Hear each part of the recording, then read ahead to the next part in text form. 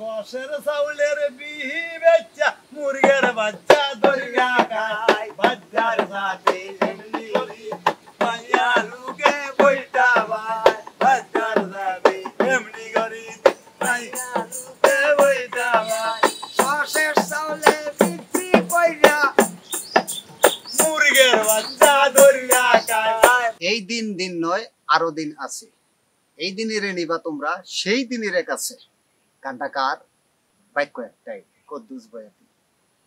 চিনেন তো? এই যে আমার সামনে বসা কুদ্দুস বয়াতিকে চিনে না বাংলাদেশের এমন কোনো আবাল বৃদ্ধ বনিতা এবং মিডিয়া জগৎ নাই।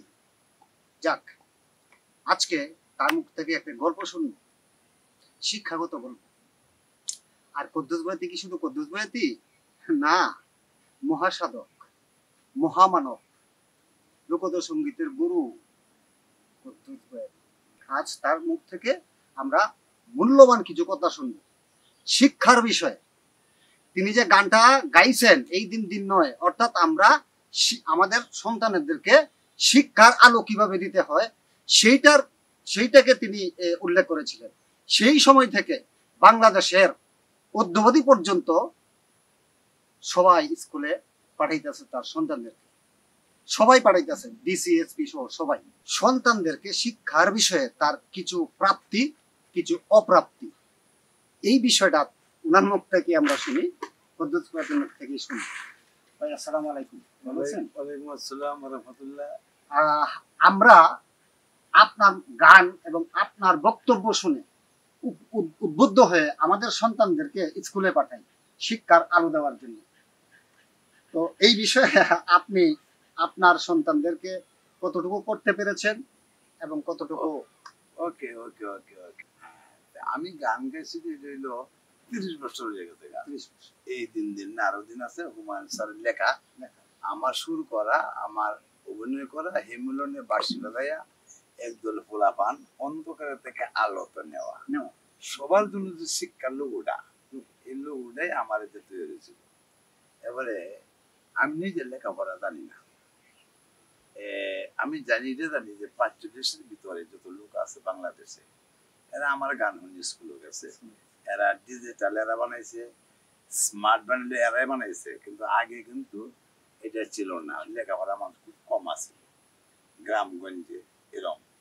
আমি প্রাথমিক শিক্ষা বাধ্যতামূলক যে সময় করে, এই সময় কিন্তু আমার এটা করছিল হুমায়ুন স্যার এবং এই বিজ্ঞাপনটা দিয়ে।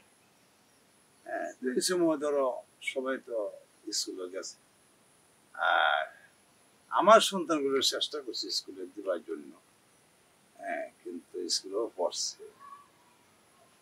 নিজে তো লেখাপড়া জানি না, কিন্তু আমার পোলাপানকে লেখাপড়া করাইছিলাম যেমন, কিন্তু এরা লাইন উঠতে পারে না, এই লাইনটা কেউ দিছে না, কিন্তু সরকার দিছে না আর কি। মানে আমি গান গাওয়াই,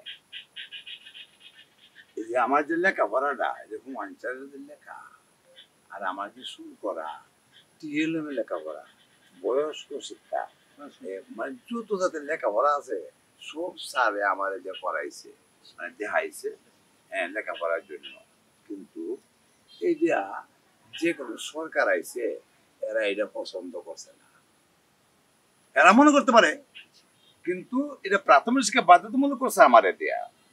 আর আমারও কত যে এই দিন দিন আরো দিন আছে, এই যে 45-এর ভিতরে যারা মুন্সি মুলুবি হাজি কাজীর থেকে আরম্ভ করিয়া মানে যত জাতের মানুষ আছে এই দেশে, মানুষ তো এক ধরানি, কিন্তু জাতীয় সিবাত তো আমরা তৈরি করি।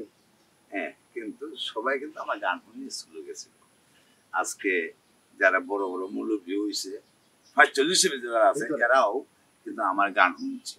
এই দিন দিন না আরো দিন আছে, এই দিনের নিশ্চ তোমরা, অনেক কই যে এই দিনের নিশ্চ তোমরা সেই দিনের কাছে। আর এনে বড় জিনিস হইল যে আমার পোলাপান লেখাপড়া আমি পড়াইছিলাম এবং এখন লেখাপড়া করতেছে। সবাই সরকারি চাকরি পাইছে, কিন্তু আমার সন্তানরা যে লেখাপড়া করাইছি এরা চাকরি টাকরি পাইছে না। এদের নাম দেয় পরীক্ষা দিতে গেছে, কি বাইবাতে টিকছে, কি বাইবা মানে গেছে, রিটার্নে গেছে, যাওয়ার পরে এবার নামটাই নাই। কারণ এই দেশে যে অসভ্য কটা লোক ছিল, এরা আমার বিরোধিতা করতো। এরা মনে হতেছে হেরা শিক্ষিত বানাইছে, হেরা এই দেশ ডিজিটাল বানাইছে, হেরা এরা এইটা বুঝছে না যে লেখাপড়া ছাড়া তো ডিজিটাল হয়েছে না, হয় না নাকি? তবে এটা তুমি কস কিভাবে যে লেখাপড়াটা মানে আমরা লেখাপড়াটা একটা করাইতেছি, লেখাপড়া মূল সূত্র তুলাম হুমায়ুন চার আর আমি, হুমায়ুন চার আমি শুরুতে এই যে প্রাথমিক শিক্ষা যে সবাই জন্য শিক্ষা যে লুকোটা, এই লুকোটা তো আমার তৈরি, তুই না আবার গপ্প মারে সরকার না, সরকার দেখে তুমি করো বিশাল কিছু হয়ে পারছ অবশ্যই আমার বাইরে ভাড়া দিলে কেন, আমার সন্তানটা কেন চাকরি দিলে না কেন? তোরা সবাই মানে টেহা লইয়া মানে সবাই কি মানে একটা এই দেশটার মধ্যে একটা মগের মূল্য পাইছে, এই এই টাকা অত লাখ টাকা লাগে, অত লাখ টাকা লাগে, হ্যাঁ চাকরি লইলে 20 লাখ টাকা লাগে, 10 লাখ টাকা লাগে। লেখাপড়া করছে কি টিহা টিহা চাকরি লইবা লাগিয়া, লেখাপড়া করছে কি কুঠার লাগিয়া, হ্যাঁ যে মুক্তিযোদ্ধা তার একটা সন্তান, আমিও তো মুক্তিযোদ্ধা, আমার কাঠ নাই, এই জন্য আমি মুক্তিযোদ্ধা না কেমন? তবে এই যে আমার চাচা আছে এই বাড়িতে, এইবারে ওখানেও কাঠ পাইছে না, ওটা কাগজপত্র একটা আছে। আমাকে তো যে এটা না, আমার সন্তানটারে আমি কিন্তু কাজে লাগাইতে পারলাম না, দুঃখ রইল এরিয়া। আমি এখন আমার 70-75 বছর বয়স, আমি এখন আমার গান গাইয়া চলতে হয়।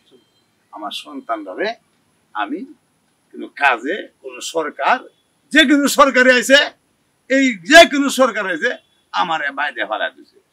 তোমার কথা মনে হইলে প্রাণে বাসে না, তুমি বন্ধু আমারে ছাড়িয়া যাইও না। এই তোমার কথা মনে হইলে আমি বাসি না, আমারে তুমি বন্ধু